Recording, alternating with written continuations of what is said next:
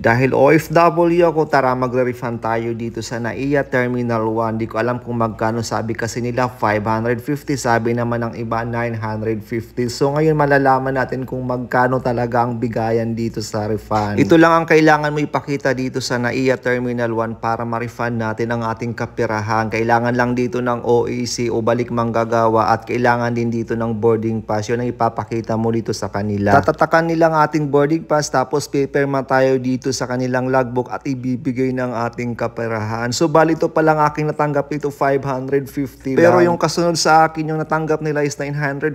Hindi ko alam bakit ganun, bakit hindi paro-parehas ang pagbibigay nila ng refund. Mayroon 550 at mayroon naman 950. Ang mali ko lang, hindi na ako nakapagtanong dito bakit ganun hindi paro-parehas ang pagbibigay ng refund nila dito. Siguro depende sa itsura.